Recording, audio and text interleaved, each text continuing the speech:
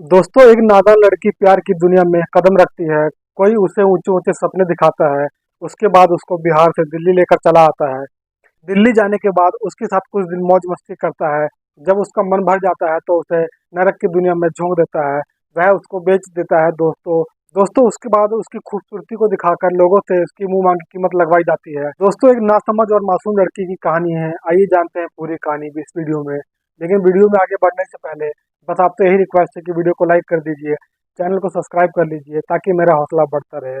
दोस्तों, यह कहानी है बिहार के समस्तीपुर जिले की। जो लड़की होती है उसका नाम होता है नीतू। तो एक परिवर्तन किया हुआ नाम है।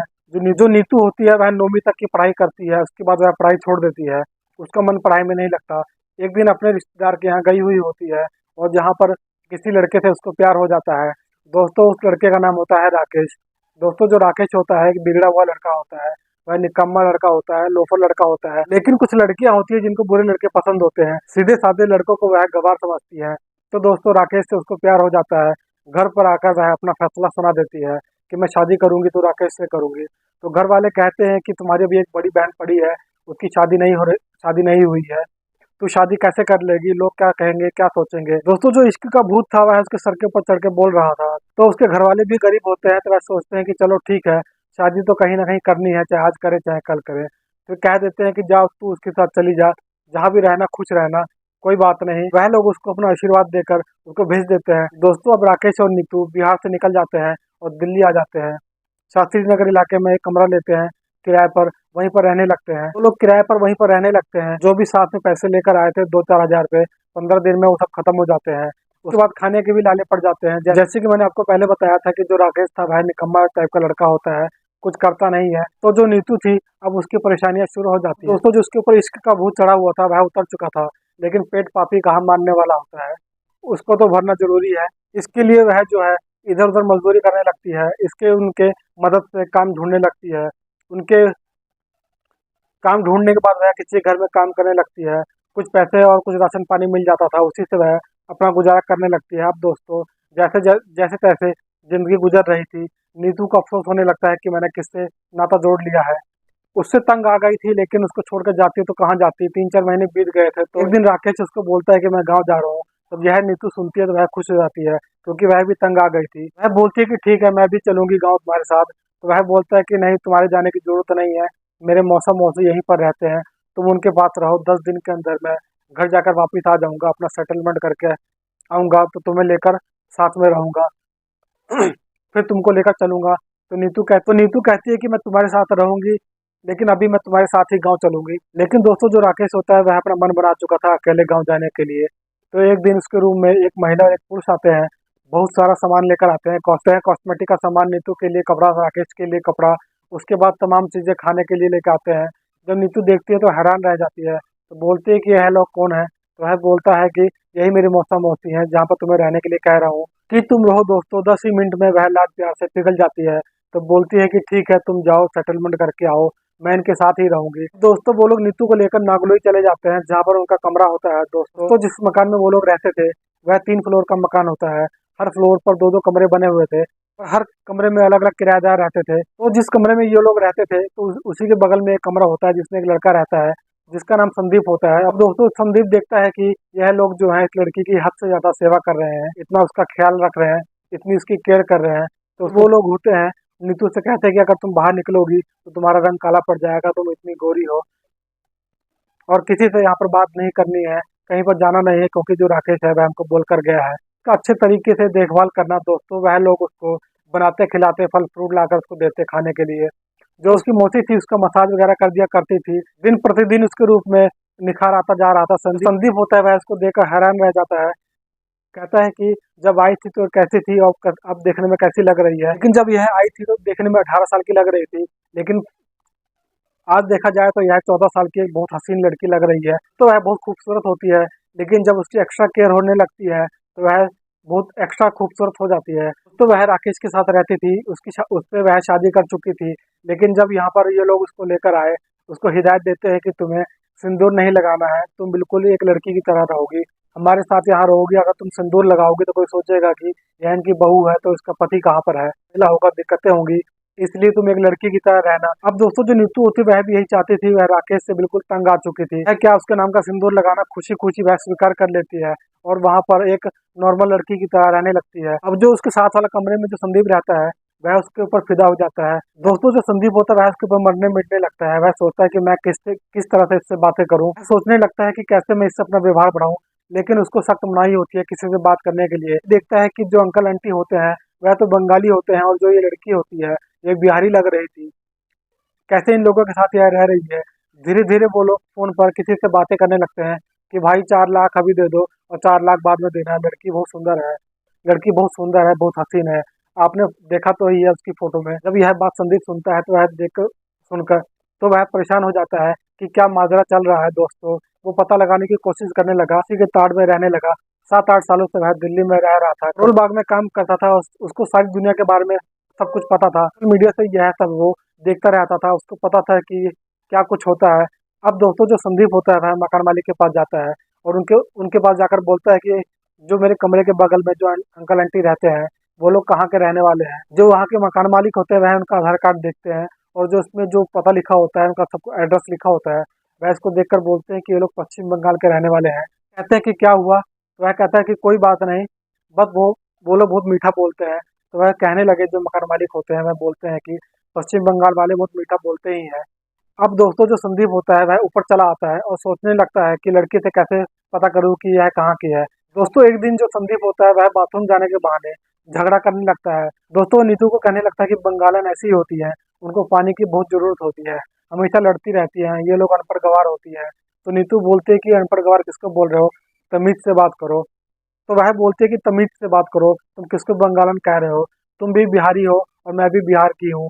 और अनपढ़ गवार किसको बोल रहे हो, मैं अनपढ़ गवार नहीं हूँ, मैं भी थोड़ा बहुत पढ़ी लिखी हूँ।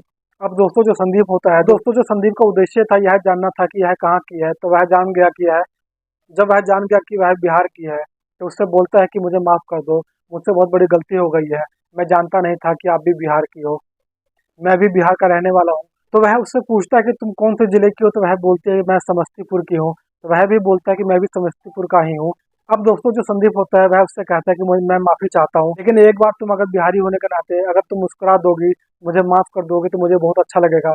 दोस्तों वह खिलखिलाकर हंस देती है और बोलती है कि मैं भी तुमसे माफी मांग रही हूँ, मुझसे भी थोड़ी गलती हो गई है, मैंने भी तुम्हें उल्टा सीधा बोल दिया। दोस्तों संदीप कहता है कि लेकिन यह बात तुम अपने मौसा मौसी से मत बताना, वरना वो लोग बुरा मान जाएंगे।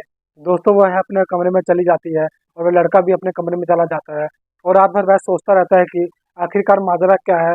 जो संदीप होता है वह एक लेटर लिखता है और जब वह बाथरूम में जा नहाने के लिए जा रही होती है तो उसको धीरे से वह लेटर पकड़ा देता है और बोल देता है कि इसको पढ़ लेना, लेकिन किसी को बताना मत।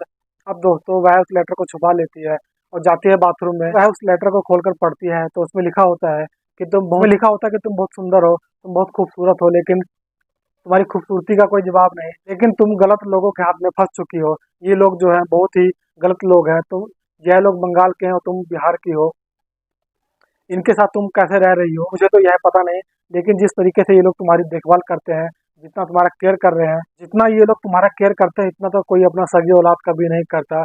यह तुम्हें किसी दिन बेच देंगे, किसी कोठे पर बेच देंगे, तुम कहीं की नहीं रहोगी। मैंने खुद किसी से इनको फोन पर बात करते सुना है कि लड़की बहुत सुंदर है, चार चार अभी दे दो और 4 लाख बाद में दे देना।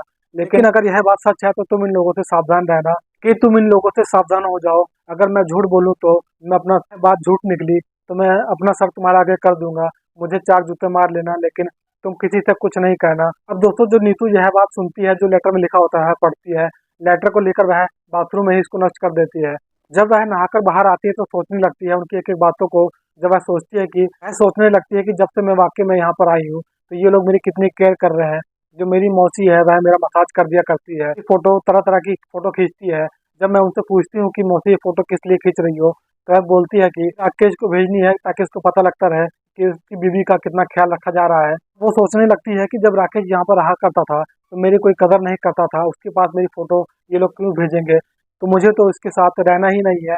अपने मन में ही वह सोच रही थी, लेकिन जब सोचने लगती है कि माजरा क्या है, कहीं ना कहीं मेरी फोटो कहीं ना कहीं ये लोग दिखा रहे हैं, जैसे कि संदीप कह रहा था, कहीं ऐसा ना हो यही माजरा हो। अब दोस्तों ये सब सोचते सोचते जब वह नहाकर अपने कमरे में जाती है, उसकी मौसी होती है, वह उसे बोलती है कि इतनी देर क्यों लगा दी। तो वह बोलती है कि कुछ नहीं, वह बोलती है कि मौसी कुछ नहीं, मेरा पेट दर्द कर रहा था। दोस्तों दोस्तों वह सो जाती है। शाम को जब उठती है वह अपनी मौसी से पूछती है कि मौसी आप ये बताओ कि आप मम्मी से छोटी हो कि बड़ी हो।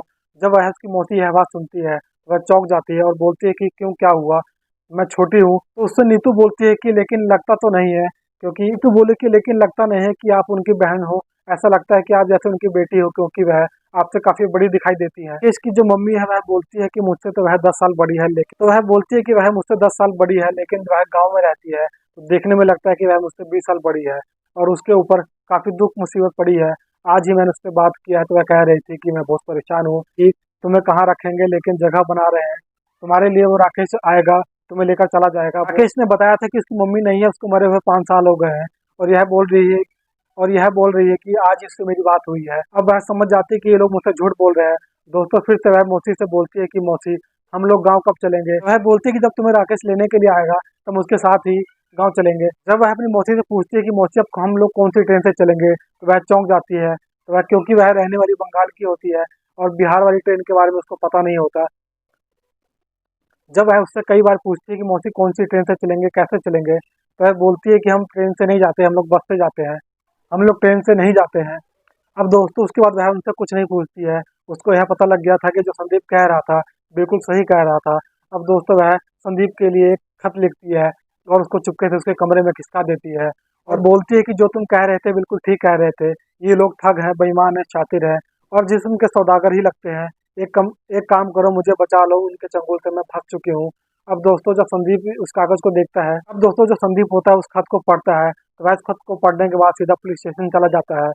वहां से जाकर वह उन पुलिस वालों को यह बताता है कि ऐसी ऐसी बात है। तो पुलिस स्टेशन से 7-8 पुलिस वाले और 4 महिलाएं पुलिस वाली होती हैं, वो लोग आती हैं और उन लोगों को वहीं कमरे में दबोच लेते हैं। जब वो लोग उसको दबोचते हैं, जो उसके मौसा मौसी होते हैं उनको समझ में नहीं आ रहा था कि इन लोगों को कैसे पता लगा, इन लोगों को किसने सूचना दी। दोस्तों वो लोग जो पुलिस वाले होते हैं उनको लेकर थाने चले जाते हैं। अब सारे मामले का खुलासा होता है। जब उनसे बड़ी सच्चाई से पूछा जाता है तो वह एक एक बात को कबूल देते हैं जो उसके मौसा मौसी होते हैं और कहते हैं कि उनका यही काम है। ऐसे वो लोग ऐसे कपल की ही तलाश करते रहते हैं जो परेशान होते हैं, भाग कर आए हुए होते हैं। जो उनका लड़का होता है कपल में, उनको हम लोग पैसे ऑफर में देते हैं तो 10-20 में से कोई एक ऐसा मिल ही जाता है जो अपने पार्टनर को बेच देता है। तो हमने उसको 1 लाख का ऑफर दिया तो वह जो लड़का होता है वह उससे 2 लाख रुपए मांगता है। तो हमने उसको 2 लाख रुपए दे दिए क्योंकि वह बहुत खूबसूरत थी। वह उनसे 2 लाख रुपए लेकर अपने गाँव चला जाता है। जो और वह और हम उसकी मौसा मौसी बनकर उसको यहाँ लेकर चले आए। उसकी सही तरीके से हम लोग केयर करते रहे ताकि यह बहुत सुंदर दिखे, और जितनी यह सुंदर दिखेगी उतना ही हम लोगों को पैसा अच्छा मिलेगा। हमने उसकी कई फोटो खींच कर 2-4 लोगों को दिखाया, लेकिन इसका सौदा तय हो चुका है। हमने 8 लाख में इसका सौदा किया है। 4 लाख हमने एडवांस ले लिए हैं और 4 लाख डिलीवरी के बाद मिलेंगे। तो जो 4 लाख इन्होंने एडवांस में लिए थे वह भी इनके घर से बरामद हो जाते हैं। 2 ही 3 दिन में वो लोग उसको बेचने वाले थे, लेकिन बीच में संदीप आ जाता है। इससे उनका प्लान जो होता है चौपट हो जाता है, फेल हो जाता है। दोस्तों जो पुलिस वाले होते हैं यह सुनकर हैरान रह जाते हैं और नीतू से बोलते हैं कि तुम इनके ऊपर एक एफआईआर दर्ज कराओ, इन लोगों को जेल में डालते हैं, मुकदमा दर्ज करो। लेकिन जो नीतू होती है वह बोलती है कि मैं इनके खिलाफ कार्रवाई नहीं करूंगी। वह कहती है कि मैं उसके खिलाफ कार्रवाई करूंगी जो मुझे यहाँ पर लेकर आया है, मुझसे शादी कर कर और मुझे इस तरह से मेरी जिंदगी को नर्क में ढकेल रहा है। दोस्तों जब वह बात संदीप को पता चलती है कि यह शादीशुदा है तो वह उसके ऊपर से इश्क का भूत उतर जाता है और वह दुखी हो जाता है। लेकिन दोस्तों जो पुलिस वाले होते हैं वह कहते हैं कि अगर तुम चाहो तो तुम्हें नारी निकेतन में रह सकती हो, अगर चाहो तो तुम अपने घर भी जा सकती हो, क्योंकि तुम्हारी उम्र अभी 18 साल के ऊपर है। जो लड़की कहती है कि नहीं मैं अपने घर ही जाऊंगी, उन लोगों को पकड़वा कर जो मौसा मौसी थे पुलिस वाले उनको जेल में डाल देती है। और जो उसके आसपास के जो लोग जो थे यह इस काम में लगे हुए थे और जो पुलिस वाले होते हैं उनकी उनकी छानबीन करना शुरू कर देते हैं। तो दोस्तों जो पुलिस वाले होते हैं वह संदीप से कहते हैं अगर तुम चाहो इसको इसके घर छोड़ सकते हो, क्योंकि जो तुम्हारा जिला है वही जिला इसका भी है। दोस्तों उसके बाद वो दोनों नई दिल्ली रेलवे स्टेशन पर चले जाते हैं। एक पुलिस वाला भी उनके साथ जाता है कि वह ट्रेन में उसको बिठाकर कि किसी तरीके से कोई दिक्कत ना हो, कोई क्योंकि ऐसे लोगों का जो नेटवर्क होता है बहुत तगड़ा होता है। जो ट्रेन में बिठाने के लिए जो है पुलिस कांस्टेबल होता है वह उनके साथ जाता है। नई दिल्ली के रेलवे स्टेशन पर खड़े होते हैं और वह जो लड़की होती है वह रो रही थी और संदीप के कंधे पर अपना सर रखकर संदीप उसको संभालता है। और जो पुलिस वाले होते हैं वह उसको समझाते हैं कि आइंदा ऐसी कोई नादानी मत करना। दोस्तों ट्रेन आ जाती है वैशाली, उसमें वो लोग बैठ जाते हैं और अगले दिन वह अपने गांव पहुंच जाते हैं बिहार समस्तीपुर जाते हैं। जब उसके घर पर जाता है संदीप उसको छोड़कर, अब सोचता है कि चलो अब वापस चलते हैं। जो नीतू होती है वह इसका हाथ पकड़ लेती है और बोलती है कि यहाँ तक तुम मुझे लेकर आए हो, कहीं तुम भी थक चुके होगे, कम से कम एक दिन आराम कर लो, रुक जाओ यहाँ पर। अब दोस्तों वह अगले दिन जो संदीप होता है वह वहां तक चला जाता है अपने घर, लेकिन दोनों में बातचीत फोन पर चलती रहती है और बातचीत करते करते दोनों में प्यार हो जाता है। दोस्तों जो नीतू थी वह राकेश के खिलाफ कार्रवाई करने की सोचती है, लेकिन जो संदीप था वह उसको मना कर देता है। वह बोलता है कि चलो जो कुछ भी हो गया जाने दो उसको। दोस्तों दोनों में प्यार हो जाता है। अब दोस्तों 2018 में दोनों शादी कर लेते हैं। दोस्तों इस तरीके से संदीप की वजह से नीतू की जिंदगी बच जाती है, और दोस्तों उसके बाद दोनों में प्यार हो जाता है और दोनों शादी कर लेते हैं और अपनी जिंदगी खुशी खुशी बिताने लगते हैं। दोस्तों यह रही कहानी। दोस्तों मेरा मतलब किसी का दिल दुखाना नहीं है, बस यही बताना है कि जो इस वीडियो को देख रहे हैं कि ऐसे लोगों से सावधान रहें और ऐसे लोगों से अपने बच्चों को भी बचाएं, और इस तरीके से अगर कोई मुसीबत में हो तो उसकी मदद जरूर करें। दोस्तों यह रही कहानी। आप लोगों को कैसी लगी कमेंट में जरूर बताइए। अगर ज़रा सी भी अच्छी लगी हो तो वीडियो को लाइक कर दीजिए, चैनल को सब्सक्राइब कर लीजिए ताकि मेरा हौसला बढ़ता रहे। मिलते हैं अगली वीडियो में। जय हिंद।